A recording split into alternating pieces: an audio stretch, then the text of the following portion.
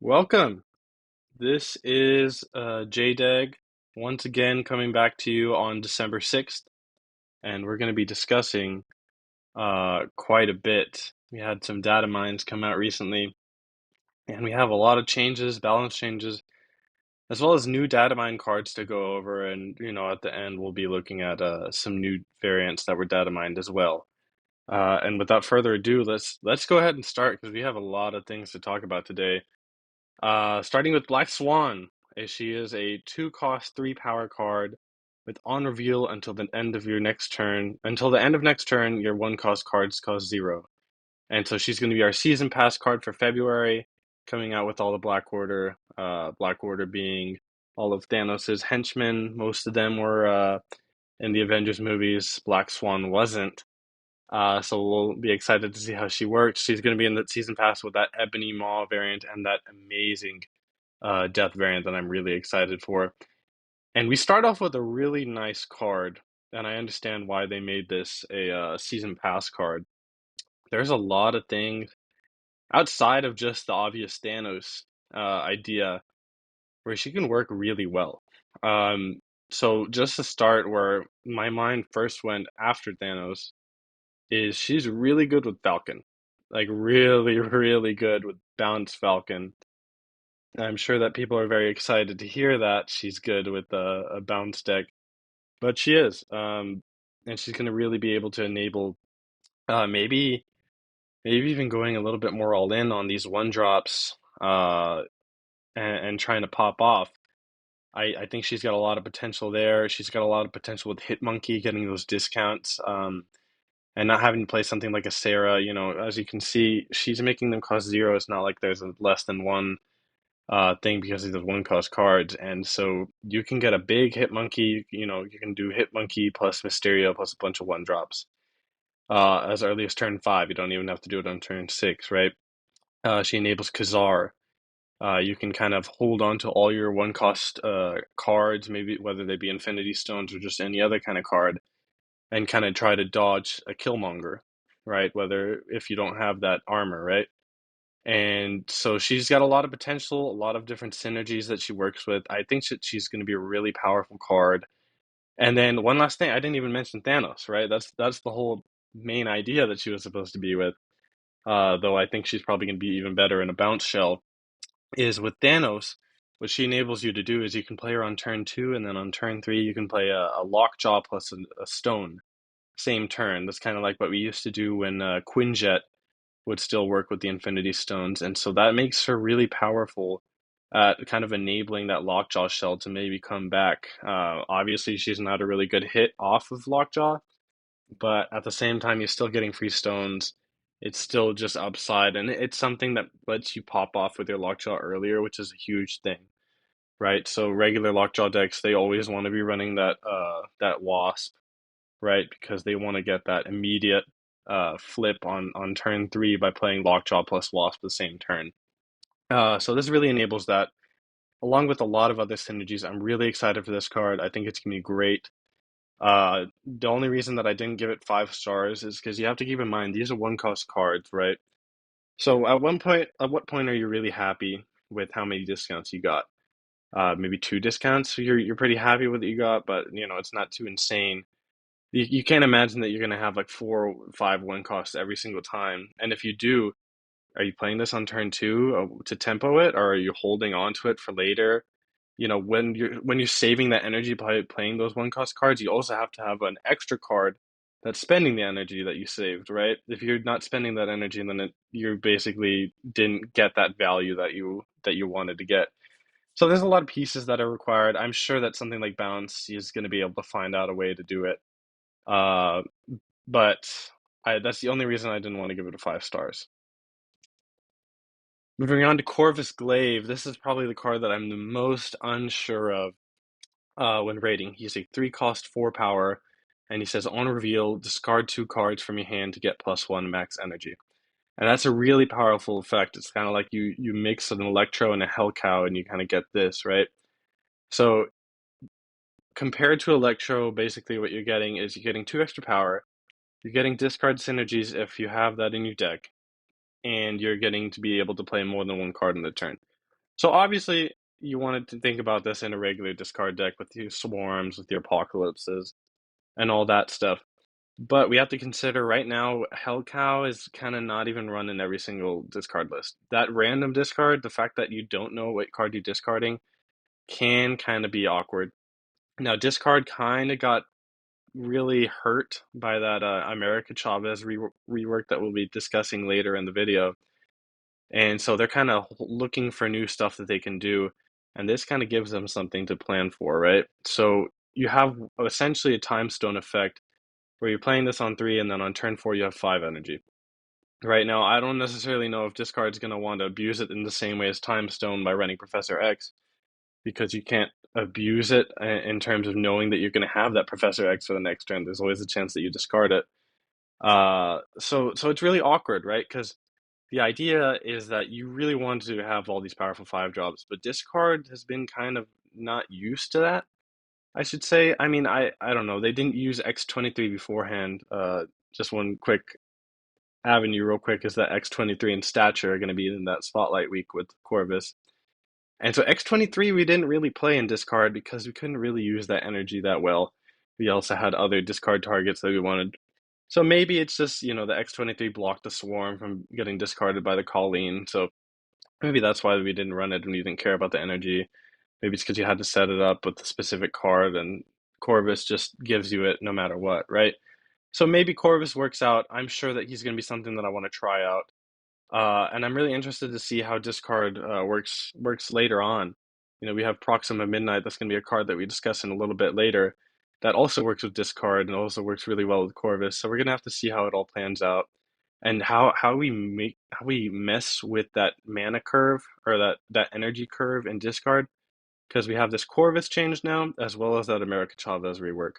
One last thing that I wanted to discuss with Corvus is that you can run it with Strong Guy. There were a lot of Silver Surfer experiments when that Strong Guy buff rework came in to make him a 3 cost, and it didn't exactly work out. Whenever I tried it, that Surfer discard Strong Guy thing, I would always be like 1 or 2 cards behind. So maybe Corvus pairs really well into that kind of deck and could be something that Strong Guy would really want. So just one last thing that I wanted to mention. Moving on to Proxima.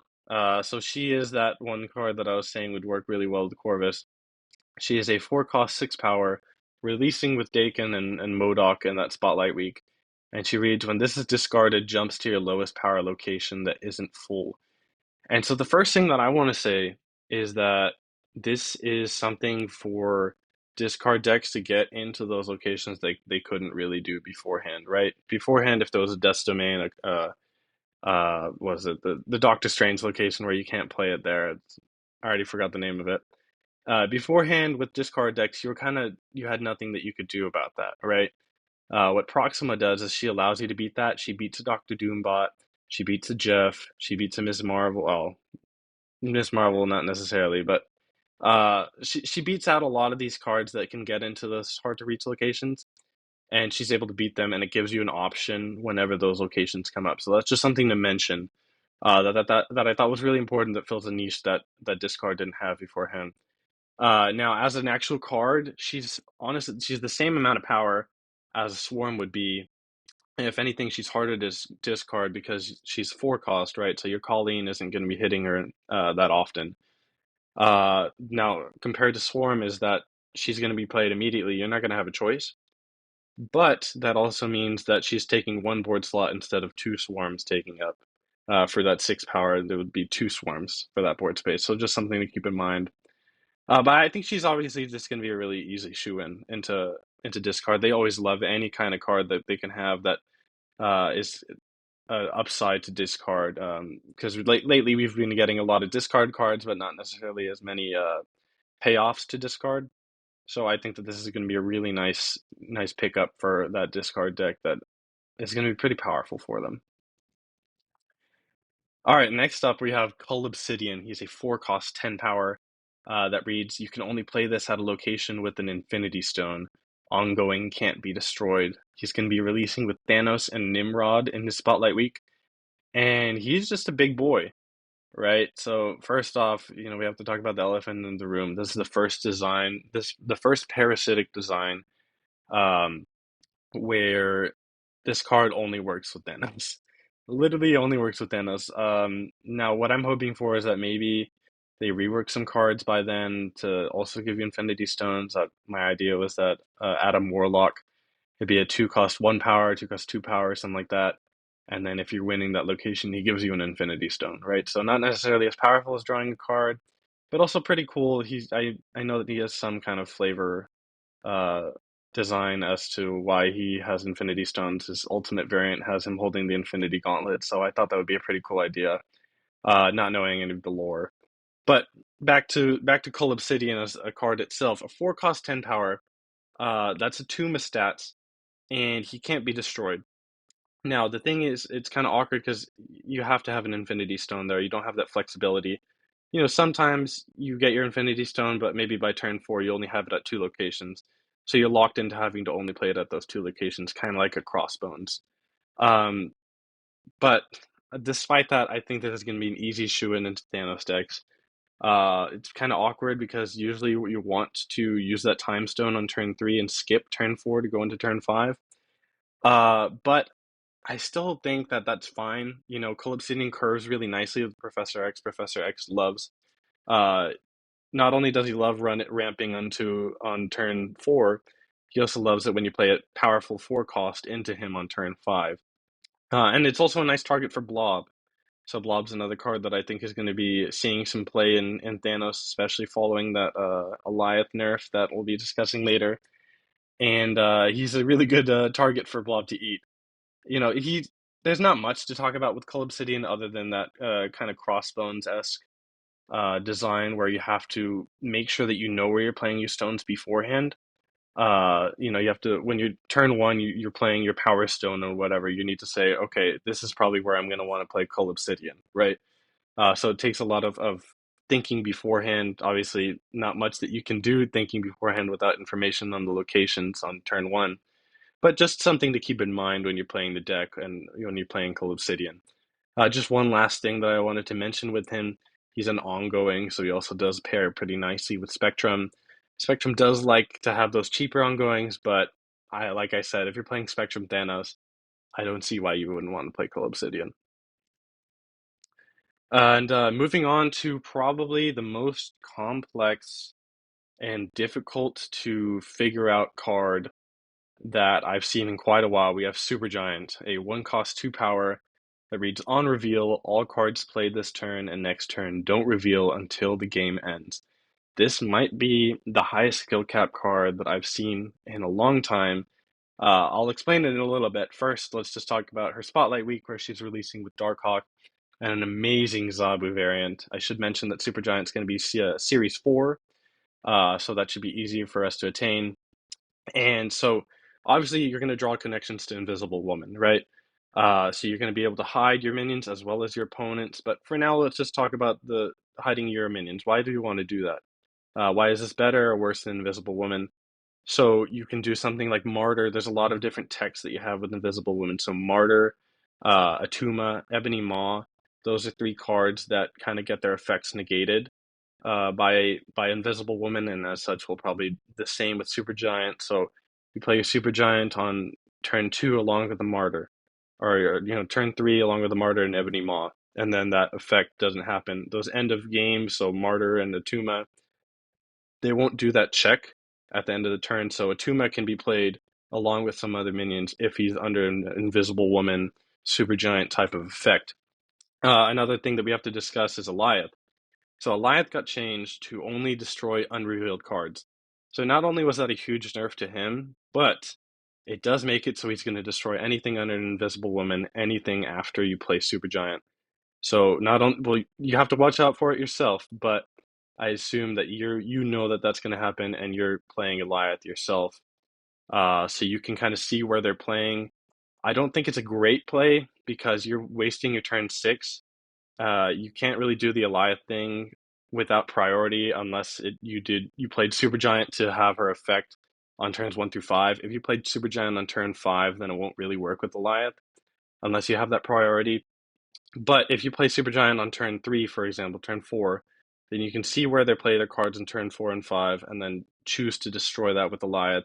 Whether that's worth playing your 6 cost card to gain 2 power and destroy their 5 cost thing, that's up to you. I'm not too sure how excited I am, but I do think that Supergiant is going to be another tool to gain priority really well, right? So you can play Supergiant on, say, turn 4, and if you're playing Martyr and the Tuma, Squirrel Girl, whatever, then you're probably going to have that priority. And going into turns 4 and 5, no matter what they do, their cards aren't going to reveal. So they won't be able to get that priority back on coming into turn 6. That makes that Goliath even better, right? So just something to keep in mind. But I have another slide where I talk about all the things that what making your opponent not be able to reveal until the game ends can affect. And there, as you can see, there's quite a bit. I didn't even include everything that I wanted to. I just put like the main deck defining ones. So you play Supergiant on turn 2, and their Storm is useless, right? You play Supergiant on turn 5 or 4, you their cards can't reveal, and then their Arnim Zola on turn 6. Because if you play Supergiant on turn 4, then they won't be able to reveal on turn 4 or turn 5, but their turn 6 card will reveal before that turn 4 and 5, because the 4 and 5 will reveal at the end of the game, right? So, as you can tell, this is a really complicated card. But that Arnim Zola, as an example, won't be able to hit their turn 4 or turn 5 cards, right? So you shut down something like a Wong Black Panther if you know ahead of time, oh, I need to play my Supergiant on turn 4, right? Carnage, so you can really mess with Destroy. It's almost like a Cosmo armor effect. Say they are obviously showing you that they're going to destroy in this lane. Not only do you delay that destroy till the end of the game, you don't let their null get the power, you don't let their death get the discount, you don't let their dead pool come back to their hand doubled. You take away their board space that they were going to get rid of with that carnage, right? So sometimes you can lock them out of that location entirely. And there's a lot of surprise that is involved with that, right? Lockjaw. Say they want to play their Lockjaw on 3, they want to play their Wasp, whatever. Now you can not make it reveal till the end of the game, so they only get the one Lockjaw proc throughout the entire game instead of that 2 or 3, right? Electro ramp gets completely destroyed by this. If you see that they're going to play an Electro or a Wave, you can completely shut it down before they can do it, and they basically have to pass on their turn 6. You can turn off their Sandman from messing with you. You can turn off their earlier Doctor Doom on turn 5 into Odin. You can turn off their Doctor Doom so that their Odin can't proc it, right? So there's a lot of things in that. Bounce gets absolutely shafted. They can't bounce back their 1-drops with Falcon and Beast, right? Their Werewolf by Night won't be moving around exactly how they want. And Kitty Pryde, something that won't be able to go back to your hand. Say you're playing, Angela and Elsa or whatever, the Kitty Pryde is going to be stuck on the board for the entire time. It won't be able to bounce back to hand. Sauron, so Shuri Sauron. Not only can you deny the Sauron to make it to where they're not able to do it, you can also, if you're smart with how you time it, you can make it to where the Shuri and the Red Skull uh, get delayed so that they can't Taskmaster it, right? So if you Supergiant on turn 4, then they play their Shuri and their Red Skull, and those get delayed to be at the end of the game, and then their Taskmaster can't copy it, right? So that's pretty powerful magic. You can absolutely shut off any kind of limbo shenanigans. You don't let them play it, and then if magic reveals at the end of the game, her effect won't proc because that's on turn 6, right? So no limbo if you're able to time it right. Phoenix Force, you absolutely destroy the Phoenix Force multiple man uh, Human Torch decks, right? You don't let their Phoenix Force reveal, you don't let it move around, or you just deny that Venom or Carnage that they wanted to use to kill the multiple man or Human Torch. Spectrum, not so much of a big one, but you can deny some of the ongoings that they wanted to buff.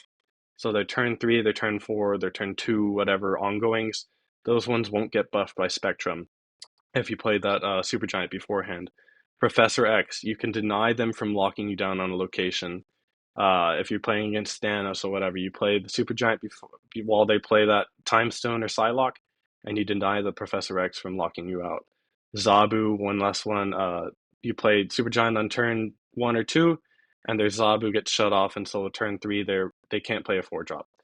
And here's a big one is Loki, right? So Loki, you play Super Giant one more time, and they don't get that on reveal to get those discounted cards from you, and they're stuck playing with their random the cards in their deck. Uh, Once again, they played a 4/5 basically, maybe that buffs their collector, and obviously you can deny their collector as well a couple turns, right? So like I said, it's probably the highest skill cap card in terms of timing it. A lot of these cards are on specific turn.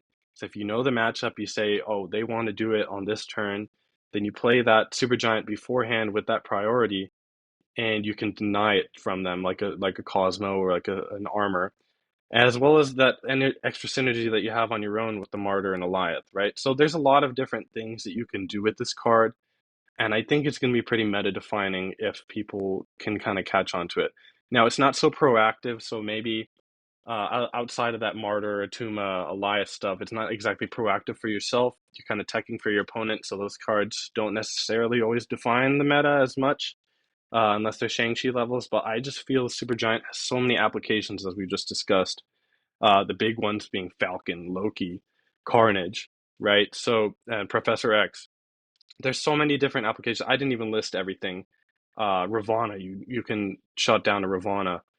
There's Mr. Negative. Sorry, I'll diverge. There's just a lot of applications that you have, and I think Supergiant is a very slept-on card right now that could completely change the meta. Uh, let's go on these patch changes because man, I got tired. Actually, real quick, I just wanted to say the ratings. Black Swan I gave 4 stars. Corvus Glaive I gave 4 stars. Kind of leaning towards a three. The more I talk about him, because I'm not sure, but I gave him 4 stars.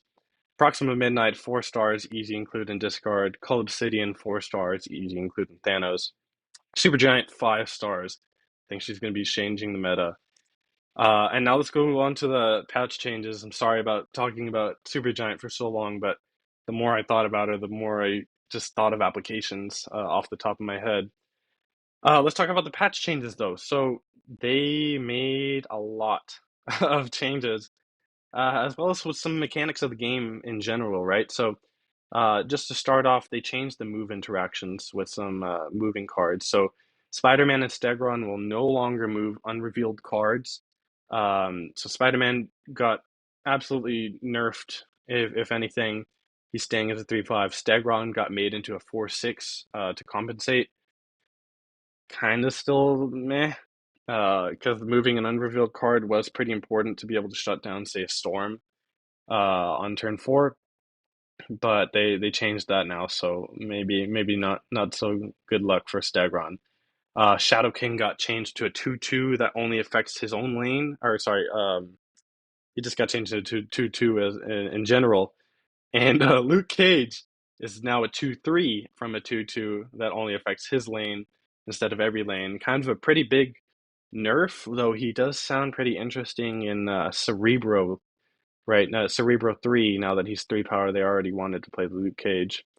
And that kind of also applies to now Ravana Renslayer. She's now a 2/3. They didn't even go to a 2/2. She went from 2/1 to 2/3, and she seems like a powerhouse now. I'm surprised that people aren't exactly playing her, but that's something that I'm gonna be playing soon, with how powerful she is and how well she can slot into C3 now, Cerebro 3. Kitty Pride got adjusted back to 1/1. Why did she get back to 1/1 is because they nerfed Elsa again.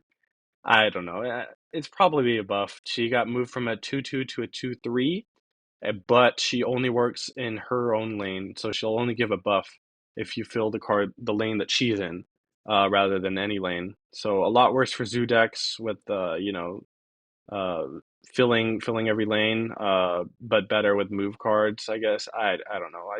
I'm not a huge fan of the change, but at least Kitty Pride went to 1 power.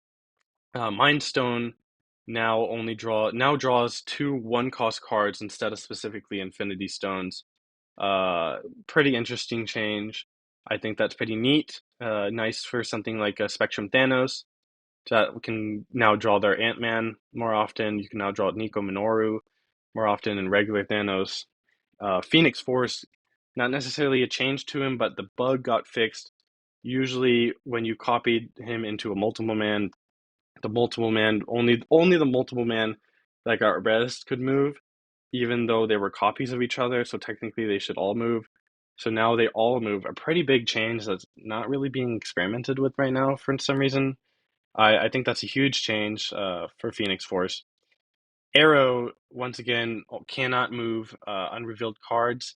So to compensate for that, she now got an extra power, and she just says the last card that got played gets moved here. So if you have priority going into turn 5, then instead of moving that turn 5 play that they had, you're going to move their turn 4 play over there. So a little bit more flexibility. Maybe she's better, maybe she's worse. Definitely worse on turn 6, but pretty interesting change, honestly. And I don't think people really talked about it as much as they should, that you can kind of pre-plan. If you have priority, then you know which card you could be moving. It's not like you're guessing what card they're going to be playing. Pretty interesting. America Chavez got definitely the biggest change. She went from a 6/9 that is only at the top of your deck at the last draw, turn 6.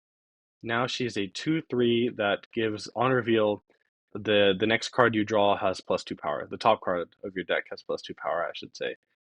And so, like I said, it's a huge nerf to discard.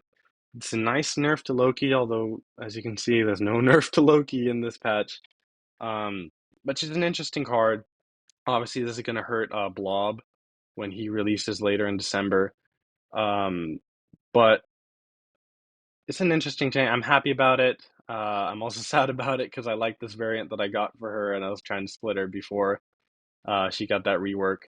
As for where she's going to see play, because she's an entirely new card, I don't think she's going to see play just because she kind of seems like a worse Forge.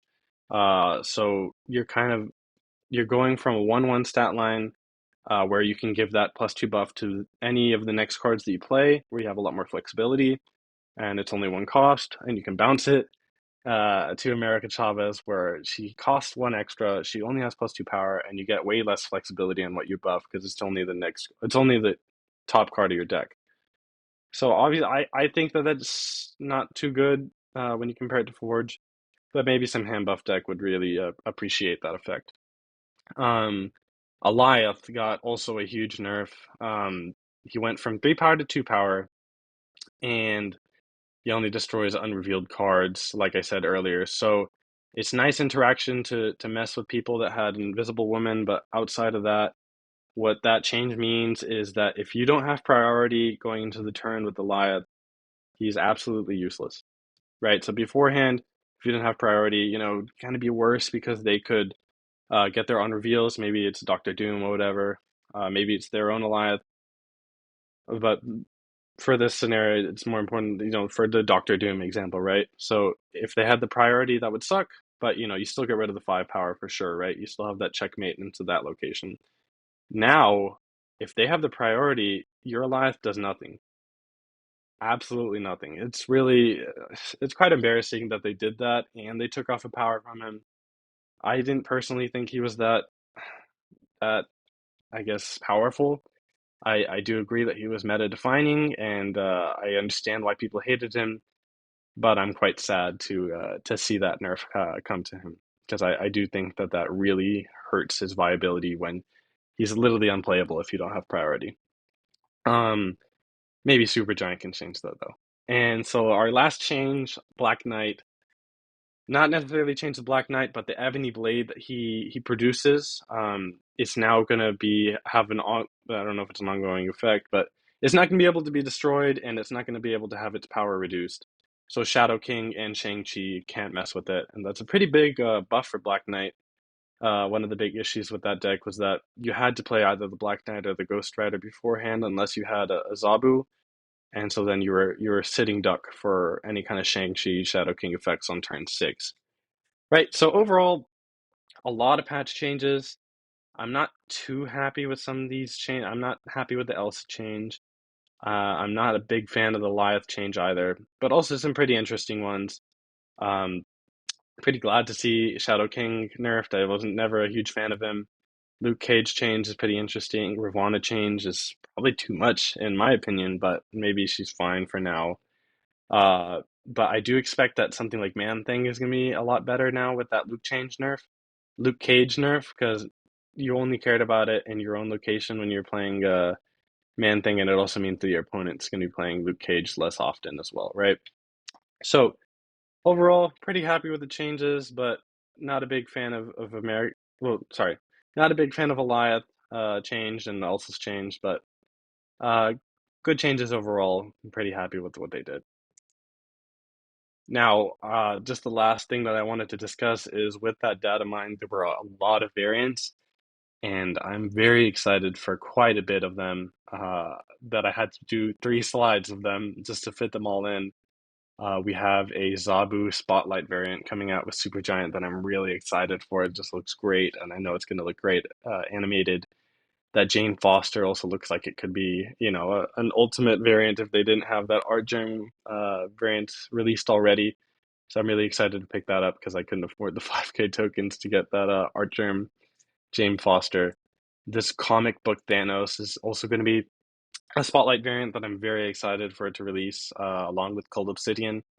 And it's such a nostalgia piece. I never was around to read it, but I'm excited to play around with that Thanos variant. And lastly, that Sentinel, just overall pretty cool art piece that I'm excited to be able to use. And then we have some Justina variants. She made Okoye and Nakia. I'm not a huge fan of the cards themselves, but Justina always has a great way of making some art pieces really pop, especially with her animations and her cards. So I'm excited to see how those look in the game. And some Ryan Gonzalez ones that were absolutely phenomenal. I wasn't able to put Legion in here, but he has a Ryan Gonzalez variant as well. But the Mirage, the Sarah, Eliath, I'm such a fan of the Eliath. Um, as you can tell, because I put it in the thumbnail and in 2 other pages as well. So I'm really excited for that Eliath variant to come out. It's another reason why I was really upset with that nerf, because I really wanted to use that variant. As well as that Mirage and Sarah, just spectacular. Ryan never misses for the most part. Maybe her Mobius I didn't put in here, but that Mobius wasn't my favorite one. And lastly, we have some hips, and Dan Hip never misses. A really cool Werewolf by Night that looks great. War Machine keep getting teased. He hasn't released yet, but eventually he'll be released in the game. So I'm excited for that, and Mystique as well. And that Nico Minoru variant is just absolutely spectacular, and I'm really excited for it to release. It has a lot of competition with some other Nico variants, but I'm looking forward to trying to get it. And so that's it. I really appreciate you guys listening, especially to my Supergiant talk as well as my buff patch changes. But thanks so much for listening. Hopefully next video I'm able to get a emote tier list. That's something I've been really wanting to do. And I think that we should be able to do that soon this week. So I'm really excited. Thanks for listening. And as always, appreciate you listening to it. Bye bye.